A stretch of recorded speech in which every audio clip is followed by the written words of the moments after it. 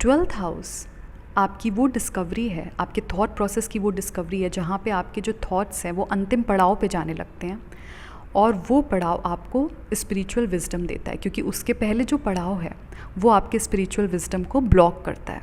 जहाँ पे आप माया को और पकड़ना चाहते हो, अगर आपको वो नहीं मिलता है तो आप परेशान हो जाते हो, फिर आप उसको चेज़ करते हो। तो ट्वेल्थ हाउस में कोई चेजिंग नहीं चल रही है। ट्वेल्थ हाउस में in fact you are in the mode of leaving things. You are happy to let go. Hello all and welcome to my channel Abantika's Astro Hill. और आज इस वीडियो में हम कुंडली के 12th हाउस को थोड़ा डिटेल में जानेंगे। कुंडली का 12th हाउस जो कि मोक्ष को रिप्रेजेंट करता है, फॉरेन लैंड्स को रिप्रेजेंट करता है, जेल्स, हॉस्पिटल्स, इस तरीके की जगहों को रिप्रेजेंट करता है, एक्सपेंसेस को रिप्रेजेंट करता है, लॉसेस को रिप्रेजेंट करता है। लेकिन ये हमारी लाइफ में किस एंगल को रिप्रेजेंट करता है उसी के बारे में आज हम जानेंगे। अगर आप देखेंगे jails, hospitals, foreign lands, spiritual retreat centres जो कि 12th हाउस से देखे जाते हैं, तो ये सारी जो जगह हैं वो इसमें एक कॉमन फैक्टर है और वो कॉमन फैक्टर है सॉलिट्यूड का। ये सारी जगह आपको एकांतवास ऑफ़र करती हैं और सॉलिट्यूड का बहुत बड़ा रोल है हमारी लाइफ में, क्योंकि सॉलिट्यूड ही एक ऐसा स्टेट है जो हमको लिबरेट करता है। और जब हम लिबरेट होने लगते हैं, that means that we are now going higher.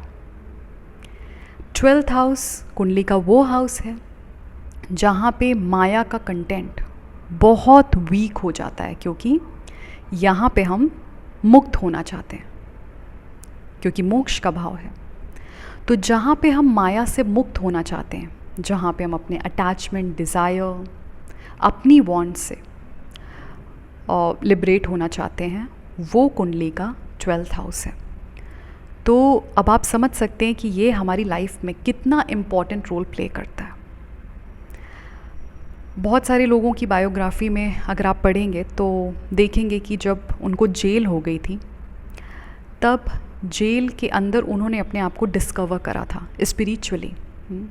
Some people started writing, they started writing. Sanjay Dutt को आप देखोगे, he started learning, he started reading lot of stuff, he started reading texts, he was trying to gather some ancient knowledge, he went on air. So उस state में जो solitude का state है, आप वहाँ पे कुछ और नहीं कर सकते, क्योंकि आपके पास वहाँ पे माया है ही नहीं। तो जब आपके पास माया नहीं होगी तब आप क्या करोगे? Now you are going to introspect, now you are going to make some self discovery, you are going to focus on your self discovery. And when we are able to go inward, जब हम inward जाते हैं, जब हम अपने आप को introspect करते हैं, तब हम अपने सोल को ज़्यादा करीब से पहचान पाते हैं, उसको समझ पाते हैं। जब हम सोल से इंटरैक्ट कर पा रहे होते हैं, तब हम नेचुरली अवेयर हो रहे होते हैं, हमारी जो कॉन्शियसनेस है वो रेज़ होने लगती है। इस वजह से कोई भी ऐसा स्टेट जहाँ पे हम सॉलिट्यूड में रहते हैं, उस स्टेट में आप कभी भी देखना कि आप ज़्यादा स्पिरिचुअल फील करते हो after going through that state. कभी कोई हॉस्पिटलाइज हो गया काफ़ी दिन तक, अब कुछ नहीं है, he can not do anything, he is in the state of recovery. और उस टाइम पे जब बॉडी वीक होती है और आप हर चीज़ से, माया, अपना काम, फाइनेंस, सबसे अब दूर हो, अब आपको सिर्फ दिमाग में एक ही चीज़ चल रही है कि कैसे मैं ठीक होकर घर जाऊँ। ट्रीटमेंट आपका चल रहा है, ऐसी मेडिसिन्स पे हो कि जिसमें आप हमेशा डीप स्लीप में चले जाते हो, आपको डीप स्लीप की भी ज़रूरत है अलॉन्ग विद योर ट्रीटमेंट। तो आप फील करोगे कि something has changed inside you. Why? क्योंकि अभी तक आपको ये टाइम अपने लिए मिल ही नहीं रहा था। इवन अगर आप हॉस्पिटलाइज नहीं भी होते हो, लेकिन आप घर में काफ़ी दिन थोड़ा बीमारी रही, कुछ अनईजीनेस रही, कुछ फिज़िकल डिस्कम्फर्ट रहा, जिसकी वजह से आपको बेड रेस्ट डॉक्टर ने रिकमेंड किया। तो आप ये देखोगे कि जब आप सिर्फ आराम कर रहे थे, जब आप दुनियादारी, काम, हर चीज़ से आप दूर थे, तो या उसमें पार्टिसिपेट नहीं कर पा रहे थे, तो उस टाइम आप बहुत डिफरेंट फील कर रहे थे, क्योंकि उस टाइम पे आप माया के कंटेंट से ना चाह के भी आप दूर थे। तो जो भी सॉलिट्यूड का स्टेट है वो 12th हाउस से लिंक्ड है, और उसको हम हमेशा 12th हाउस से देखते हैं। अब फॉरेन लैंड्स की अगर बात करें तो लोग सोचते हैं कि अरे मुझे तो फॉरेन जाना है for leisure and pleasure and enjoyment, fun, I want to travel and see beautiful locations. वो एक पार्ट तो है ही, क्योंकि 12th हाउस फॉरेन लैंड्स का हाउस है। आप किसी भी रीज़न से जाएं, आप अपने होम लैंड से, आप अपनी कंट्री से, आप अपनी बाउंड्री को क्रॉस करके कहीं और जा रहे हो, किसी और जगह के बारे में लर्न करना चाहते हो। लेकिन अगर हम काम के सिलसिले से देखें, ओल्ड टाइम में चले जाएं, तो लोग जब अपना घर छोड़ रहे होते थे तो उनकी कोई ना कोई मजबूरी होती थी। उस टाइम पे फॉरेन लैंड्स को हम सिर्फ ये नहीं है कि हम यूएस, यूके, एक डेवलप नेशंस देख रहे हैं। Foreign lands can be anything, any place which is away from your home land, from your region. तो अल्टीमेटली जो फॉरेन लैंड्स था वो जगह थी जहाँ पे आप अपना कंफर्ट छोड़ते हो, और अब आप एक ऐसे स्टेट में चले जाओगे जहाँ पे आपके ना तो आपके पास कोई लोग हैं, ना कोई डिस्ट्रैक्शन है, बस आप ही हो अपने अकेलेपन के साथ। जैसे आज भी इवन आफ्टर इतने सारे नेशंस जो हैं जो कि डेवलप्ड हैं, इतने साउंड हैं, so when we go there we want to explore lot of things, we want to see lot of things, but whoever is going for education, whoever is going for job matters, initially they all are very alone. If they are not having their friends or someone, जो कि possible नहीं होता है अगर आप starting में गए हैं, तो आप उस अकेलेपन के स्टेट में हो आज के टाइम में भी, जहाँ पे we are so much fulfilled with the factor of facilitation and comfort in foreign lands. In fact वहाँ पे हमको मटीरियलिस्टिक वे में देखेंगे तो हमें कुछ ज़्यादा ही कंफर्ट एंड फैसिलिटेशन मिलता है, बट उसके बाद भी अगर आप अपना स्टेट देखोगे कि आप पढ़ाई के लिए गए, तो बहुत सारे क्लाइंट्स हैं जो कि they went for foreign education and initially for 1 and 2 years they were like their social life was completely dead and they were not happy emotionally, mentally, because this place is away from your familiarity. Now this place is a new place जहाँ पे आप हो अपने solitude के साथ, and you have to experience it, you have to absorb it. तो उस एकांत के स्टेट को लोग यूटिलाइज ना करके, जो आपको 12th हाउस की वजह से मिलता है, लोग उल्टा परेशान हो जाते हैं। And because man is a social animal, that is how we have always seen our lives. हम उसी चीज़ से आइडेंटिफाई कर पाते हैं कि man is a social animal, तो उसको तो लोगों के इर्द गिर्द होना चाहिए, बिल्कुल होना चाहिए। बट इसका मतलब ये नहीं है कि आप लोगों को अपनी लाइफ में एक डिस्ट्रैक्शन के लिए यूज़ करो। You understood? कि there are times when we want to be around people, with people, and there are times when we want to be alone, and that time can be very long. तो 12th house का जो importance है वो बहुत सारे लोग अपनी life में रियलाइज़ ही नहीं कर पाते। क्यों? क्योंकि वो अकेलेपन से डरते हैं। बहुत सारे लोग अकेलेपन से इतना ज़्यादा डरते हैं कि वो कैसे इस स्टेट को डील कर पाएंगे, कैसे इसमें रह पाएंगे, घबरा जाते हैं, एंजाइटी बढ़ जाती है।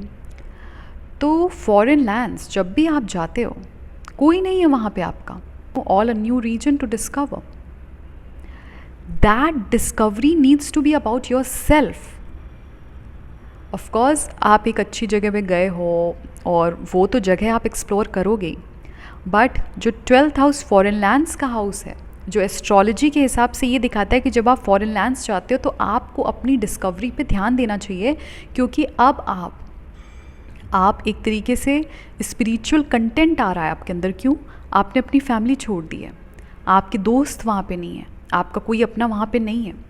तो ये टाइम तुमको क्यों मिला है? ये टाइम तुमको मिला है स्पिरिचुअल ट्रांसफॉर्मेशन के लिए, ना कि उससे घबराने के लिए, ना कि उस टाइम पे दूसरे डिस्ट्रैक्शंस ढूंढने के लिए, ना ही अपने आप को फर्दर अननेसेसरी चीज़ों से ऑक्यूपाई करने के लिए. So instead of doing that, people start looking for, anything that can occupy their minds and can offer them ease for some time. So it's basically a distraction. और जो लोग foreign lands जाते हैं या मान लीजिए spiritual retreat centre, they willingly want to go there, क्योंकि उनको टाइम ही नहीं मिल रहा है. स्पिरिचुअल रिट्रीट सेंटर, आप अगर हम डेटा देखते हैं तो सबसे ज़्यादा people from the corporate life, they are the ones who are going there, क्योंकि उनको अपने बारे में सोचने का और उनको अपने सोल से इंटरैक्ट करने का टाइम ही नहीं मिल रहा है. And they get so occupied with the material life that if you start talking to them by giving them some spiritual understanding of life, they understand everything but they cannot absorb it, they cannot process it. Why? क्योंकि time नहीं है उनके पास उस तरीके से. तो जब वो, इसलिए they willingly want to go to spiritual retreat centre जिसमें वहाँ पे कोई ना हो, and you are away from your usual design and process and life.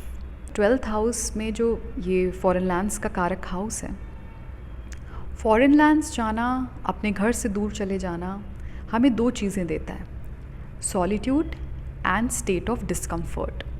क्योंकि ये हानि का भाव है, लॉसेस का भाव है, तो हम यहाँ पे खर्च हो रहे होते हैं. अगर हम खर्चे की बात कर लें, सिर्फ पैसे की, तो जब आपकी रेंज में खर्चा हो रहा है, your heart is at ease. जब तक आपकी रेंज, आपकी लिमिट में खर्चा हो रहा है. जैसे कि आपको लगता है एकदम से नया खर्चा आया, मोटा कुछ खर्चा आ गया, कैसे आपका हार्ट 2 मिनट के लिए it is not feeling at ease. Suddenly there is tension, stress, unless and until you are very wealthy. इसी तरीके से जब हम अपनी लिमिट से ज़्यादा कहीं पे हमारा व्यय हो रहा होता है तो हमको वो नुकसान सा लगता है. तो जब भी हम सॉलिट्यूड के स्टेट पे होते हैं स्टार्टिंग में, तो हम एट ईज़ नहीं होते. क्यों? क्योंकि हमें ऐसा लग रहा है कि यहाँ पे मुझे कुछ मिल नहीं रहा है, यहाँ पे मेरी तरफ से कुछ जा रहा है. लेकिन जो लोग स्पिरिचुअली अवेयर होते हैं वो ऐसे स्टेट को बहुत अच्छे से यूटिलाइज़ करना जानते हैं. तो वो लोग क्यों इस सॉलिट्यूड के स्टेट को अच्छे से यूटिलाइज़ कर पाते हैं? रीज़न, वो ऑलरेडी स्पिरिचुअली अवेयर होते हैं, वो माया से परे सोच सकते हैं, उसकी क्षमता है उनके पास, उनका स्पिरिचुअल मसल बिल्ड हो चुका है. जब वो माया के कंटेंट से दूर होंगे, लोगों से दूर होंगे, कोई डिस्ट्रैक्शन नहीं होगा, उनको कहीं पे इंगेज नहीं होना पड़ रहा है, अपने यूजुअल काम से वो दूर हैं, एक ऑर्डिनरी प्रोसेस ऑफ लाइफ है उससे दूर है, तो उसमें उनको घबराहट नहीं होगी, उनका मन विचलित नहीं होगा. इनफैक्ट इस टाइम को वो अपनी स्पिरिचुअल प्रोग्रेस के लिए बहुत इफ़ेक्टिवली यूज़ कर सकते हैं और करते ही हैं. लेकिन जो लोग इंट्रोस्पेक्शन के स्टेट में कभी गए नहीं, सॉलिट्यूड के स्टेट में कभी गए नहीं, वो कभी इसको फेस नहीं करना चाहते. बिकॉज़ हमने जो सीखा है वो हमेशा इंगेजमेंट है लोगों के साथ, अपने काम के साथ. ये माइंड जो है कभी खाली नहीं रहना चाहता, क्योंकि इसको ऐसा लगता है कि जब ये खाली होगा तो शायद इसको उन सारी लेयर्स को एक्सप्लोर करना पड़ेगा जो कि इसने आज तक टच भी नहीं करी हैं, जिसके बारे में इसको आइडिया है भी नहीं कि अगर इसका दिमाग यहाँ पे चला गया तो ये क्या फ़ील करने वाला है. तो some people are very scared of solitude because they feel that they can people have phobia कि वो सॉलिट्यूड में नहीं जा सकते. उनको ऐसा लगता है कि they can even go mad. ये जो हमारा डर है कि एकांतवास हमको नहीं चाहिए या हमको नहीं जाना है, वो इसीलिए है क्योंकि जो चीज़ें हमने अपने बारे में अभी जानी नहीं हैं, हमको इस स्टेट में वो सारी चीज़ों का ज्ञान होने लगता है. जो लोग भी सॉलिट्यूड के स्टेट को एम्ब्रेस करना जानते हैं तो उनका ज़िंदगी को देखने का नज़रिया कम्प्लीटली चेंज हो जाता है. और ये जो नज़रिया है, क्योंकि इसमें हमने क्या करा, अपने आप को इंट्रोस्पेक्ट किया है.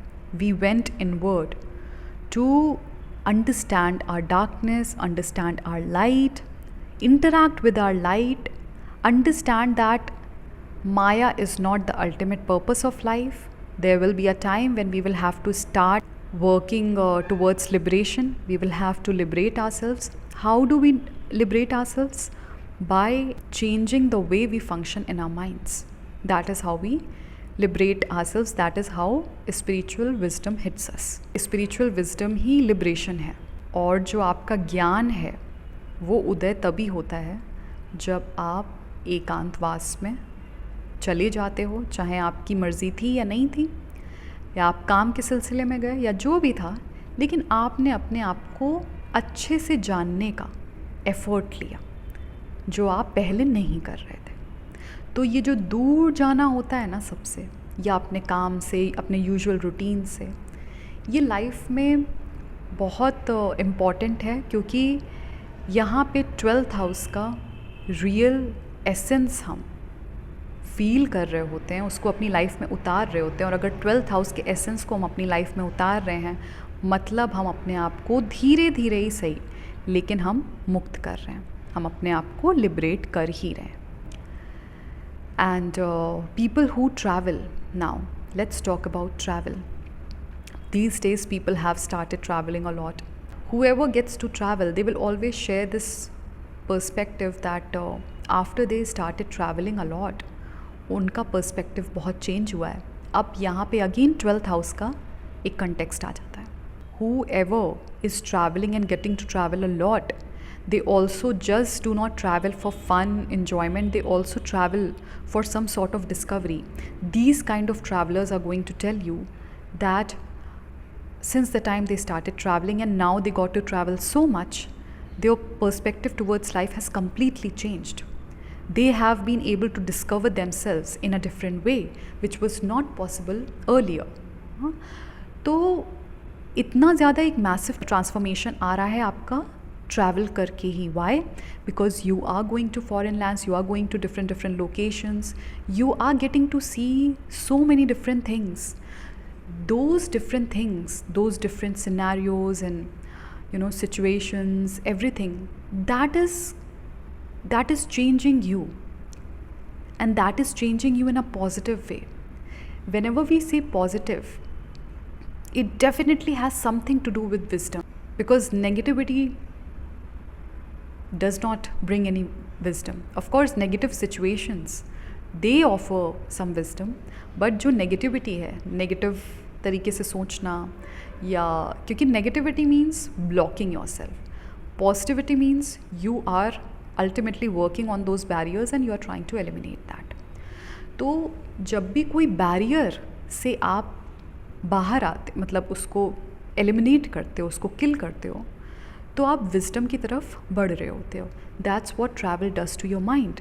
It's like you are removing your barriers of being in one place, barriers of not going to any other place which is different. तो फॉरेन लैंड्स, मतलब जब आप दूर गए, जब आपने ज़्यादा ट्रैवल स्टार्ट करा, तब आपका पर्सपेक्टिव चेंज हुआ, तब आपने अपने बारे में कोई डिस्कवरी करी, तब यू फील कि आपके वाइब्रेशंस अच्छे हो गए हैं, आपकी एनर्जी चेंज हो गई है, आप ट्रांसफॉर्म होने लगे हो. Then isn't it a brilliant thing? Lots of people are doing it, and I really appreciate, because it really takes a lot of energy to be able to travel. Lot of people, they keep on thinking, but due to work or maybe their mindset, they are not able to travel. But those who are able to travel, they would always be able to share this fantastic perspective that after they started traveling, a lot is changing in their lives, a lot is changing inside them.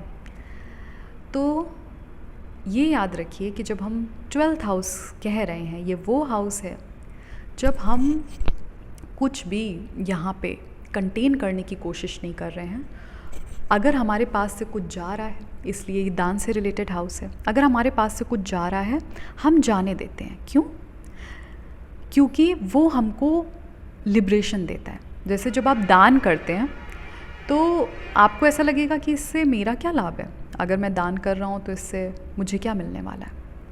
आपको जो soulful feeling मिल रही है, आपको जो piece मिल रहा है दान करने के बाद, जब आपको ऐसा लग रहा है कि यार इस पैसे को मैं अपने लिए, अपनी नीड्स के लिए यूज़ ना करके किसी ऐसे पर्पस में दे रहा हूँ, ग्रेटर पर्पस के लिए दे रहा हूँ, या फिर वो पर्सन जिसकी क्षमता नहीं है कि वो अपने लिए कुछ कर पाए, मैं उसको दे रहा हूँ, तो ये जो पीस है वो ट्रू लिबरेशन है.